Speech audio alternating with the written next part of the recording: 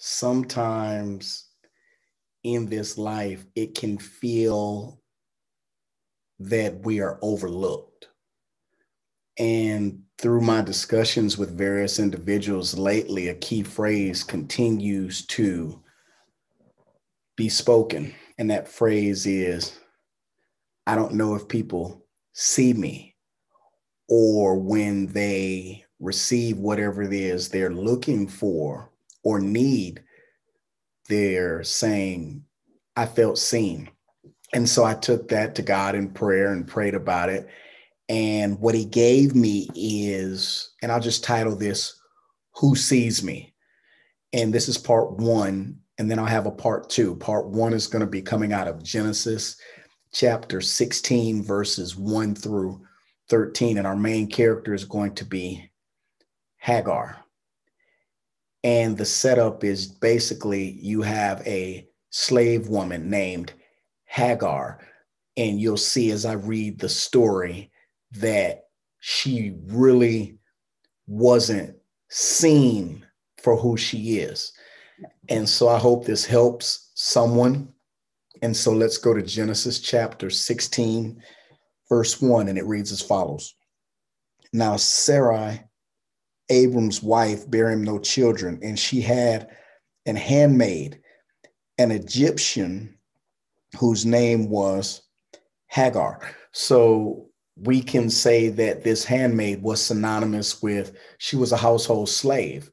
And so the truth that I believe we can gain from this is sometimes because of circumstances beyond our control, we are seemingly left in obscurity. I remember when I was in high school and my mother told me, I said, I want to transfer to the bigger high school because I want to go to college. I want to play football. And she was like, Sean, you've got to know that if you're good, people will find you. And even though she said that, I was like, well, there's not as many fans over there as there are over here. And I felt like because where we were living, we were in a district where I had to go to this school versus a district where I could go to that school. So I felt like I was in obscurity, although my stats were good and we were winning. And I would talk to the guys at the other high school on Friday nights. Their stadium was packed. Ours wasn't. And so maybe there's someone out there that you think because of the position that you hold in the company or the relationship that you're in, that they don't see you at work. You're present, you have a position, but they don't really recognize you, which causes you to think they don't really value you. And even in a relationship, a one-on-one relationship, like you may have the title of girlfriend or boyfriend, but when you look, you're like, I really don't feel like you see me as an individual. My final example, in a church, though you may attend, though you may speak to the pastor, speak to other people around you, sometimes people just pass you by and it's like, man, my circumstances, I'm doing my part, but I guess because I don't have this, or I guess because I don't have that gift or hold that position, that I'm not seen. And Hagar was a handmaid, a servant. She was one of many. And that's not a position that she strived for, that she interviewed for, but circumstances had her in a position where I really believe she felt like she wasn't seen. And then we go into verse 2. And Sarai said unto Abram, behold, now the Lord hath restrained me from bearing. I pray thee, go in unto my maid. Now in verse 1, the Bible gives testimony that she was a handmaid, but the Bible tells her name.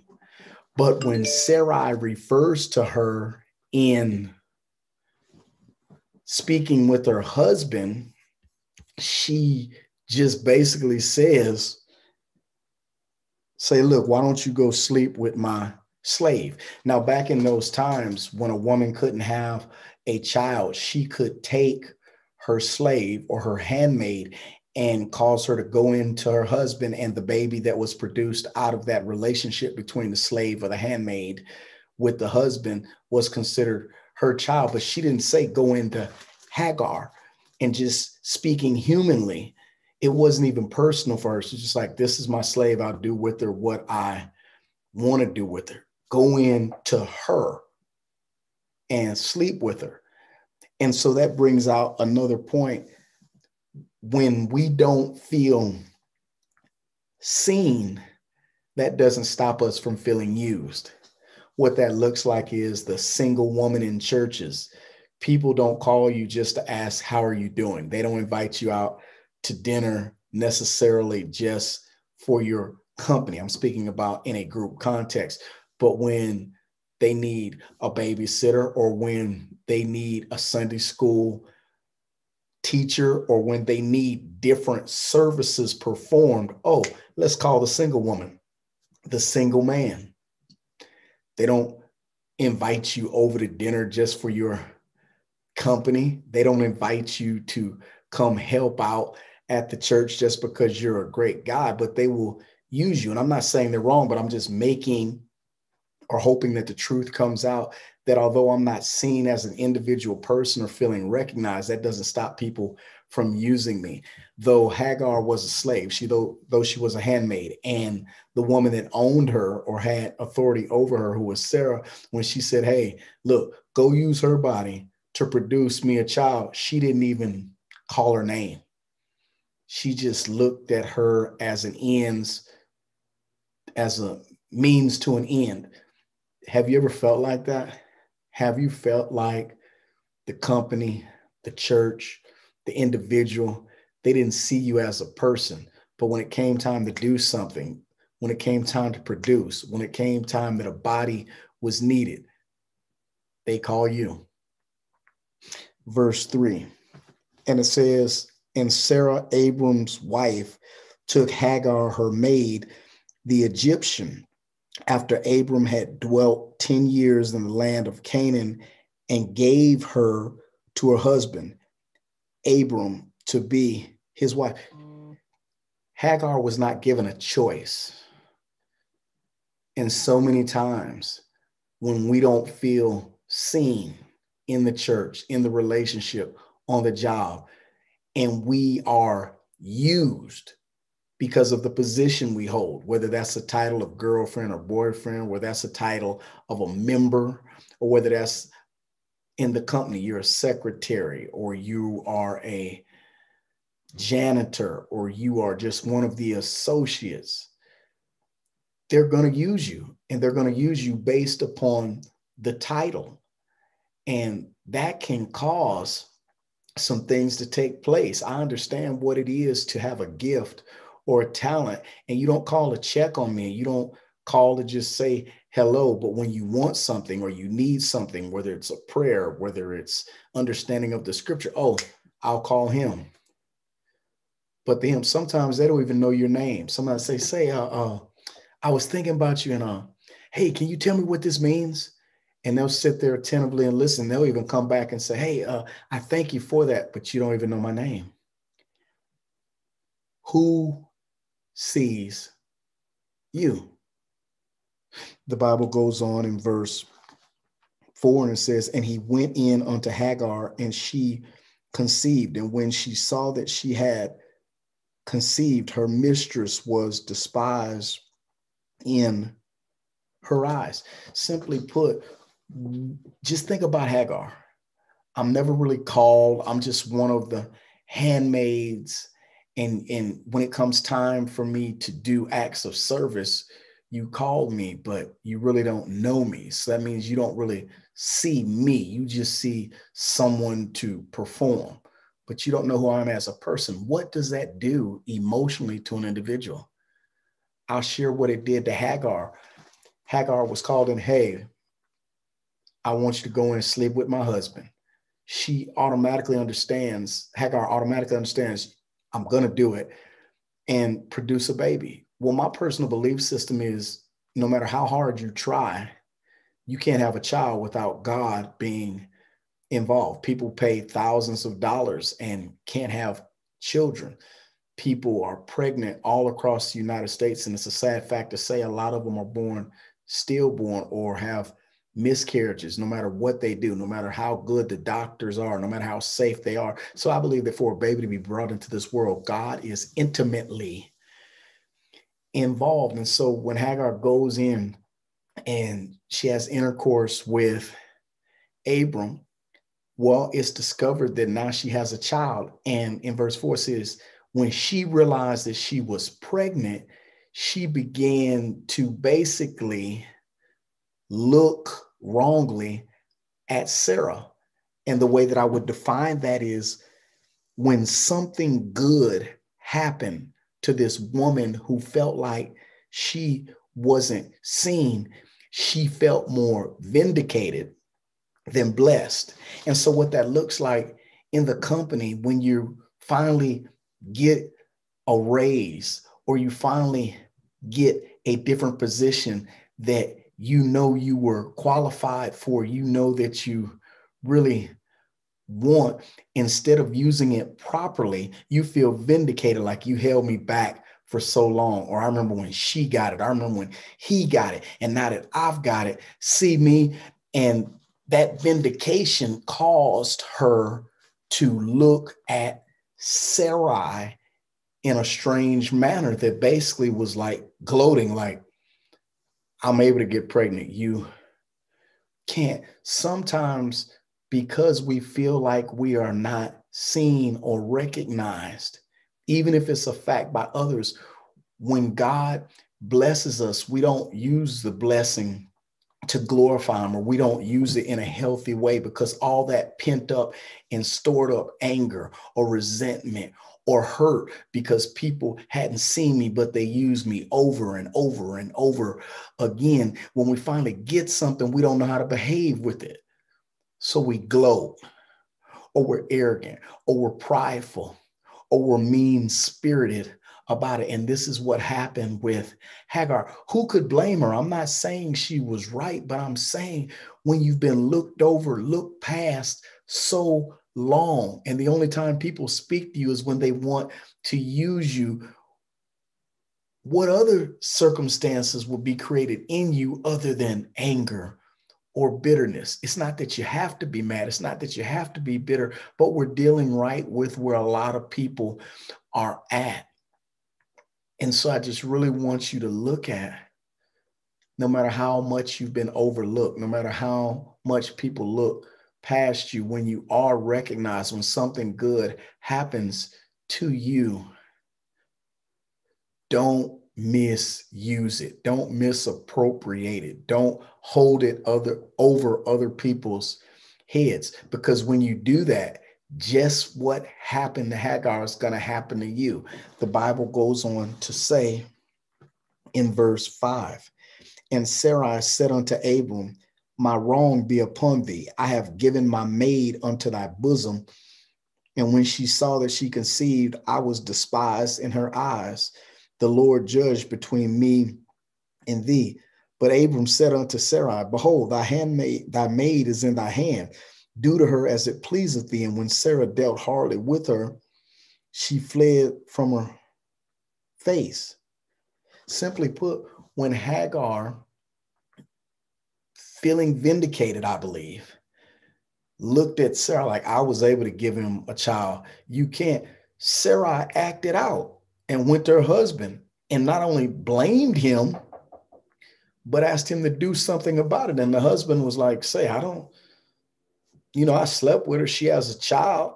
Do with her what you want to do. She's under your power. That showed you at that time, because that changed later. But right now, Abram is just like, okay, do with her what you want. Whenever you misappropriate or misuse the blessings that God gives you, there are going to be consequences. So Hagar, who felt like she wasn't seen, who was treated like she wasn't a real person, but just an object, just someone to be used, when she finally got a blessing, she became pregnant. She gloated.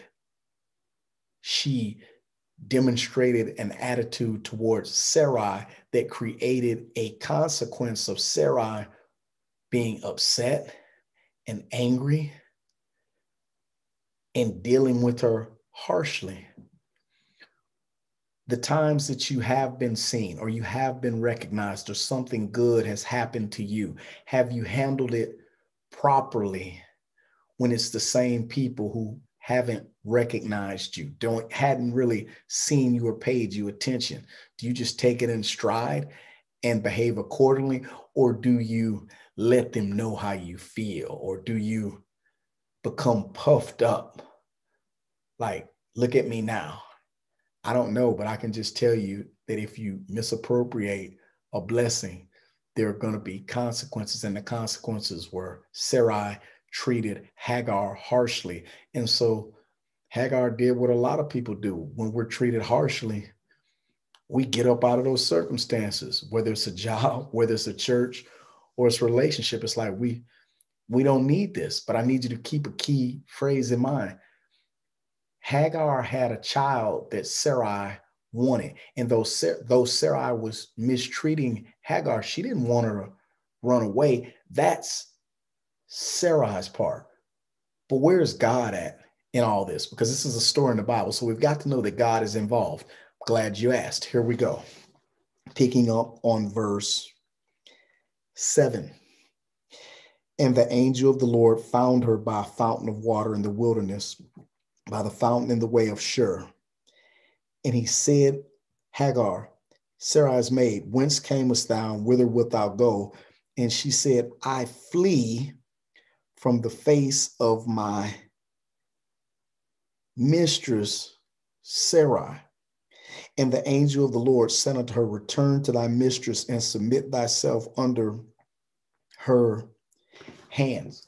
And so when Hagar fled, an angel of the Lord appeared unto her, and he began to question her, where are you coming from? And Hagar was like, I'm being mistreated. I'm not really seen. I'm just being used, and it's hard, and I'm hurt, and I'm distraught. And when I just thought that I did something good by being able to become impregnated, it seemed like things got harder. And the first thing the angel of the Lord told her, and the angel of the Lord speaks on behalf of God, the angel of the Lord said, go back. And here we really want to dissect why that would be. Number one, we need to realize that Abram was a man of God who God had promised that I'm going to not only bless you, but bless all of your descendants. So what the angel of the Lord was telling Hagar to return to, it was not return to the abuse, but it was return to the safety. You're in a desert region. What can happen to a pregnant woman all by herself? What can happen to a woman by herself who is pregnant in that culture of that day? Though she was being treated hardly by Sarai, she still had the safety and provision of Abram. Sometimes because of your attitude, because of your anger, because of how you have acted, because people just use you and don't really see you, you flee circumstances. But those same circumstances where people didn't see you, where they did use you, they were paying the bills. Your other prayers were being answered. And there was a love in that relationship that you knew was true.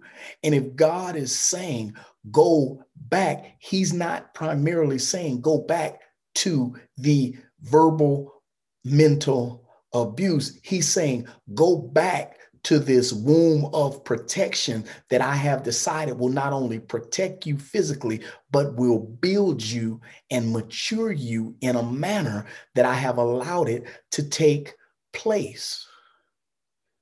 Simply put, the angel was saying, go back to your safety, go back to your blessing. Just because you're in the house of Abram, and even though you're not seen in your own mind, and you're not heard in your own mind, and you're being disrespected, that's one aspect of it. Another aspect of it is I am present.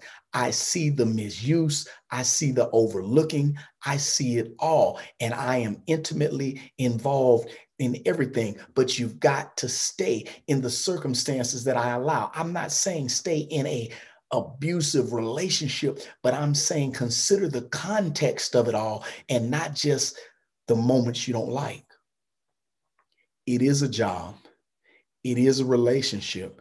You do belong to a local body of believers where there's help for you. Well, I don't want to hear all that. I want to hear the full counsel and not just the parts you don't like. A woman who is in labor, I'm sure she doesn't like the pain, but she endures the pain because of the blessing that's going to follow. Jesus, the Bible says that for the joy that was set before him, in other words, the delightful expectation that he had allowed him to endure the cross. So he wasn't on the cross. It feels good and people are going to get saved. No, he was on the cross knowing that you and me and anyone else who placed their faith in him would be saved. And though that gave him supernatural energy to endure, I'm telling you that there are situations, there are circumstances, there are things that God has allowed in your life that if the Spirit of God through this encouragement is telling you, go back, it is not so that you can remain abused. It is not so that you can remain unseen, but it is so that you can evolve. And when the time and the moment comes forth, you'll see how it all worked together for your good. So here Hagar is listening and she's like, go back. And this is a key. Watch. Let's pick back up. And it says in verse 9 at the end, return to thy mistress and submit thyself under her hands.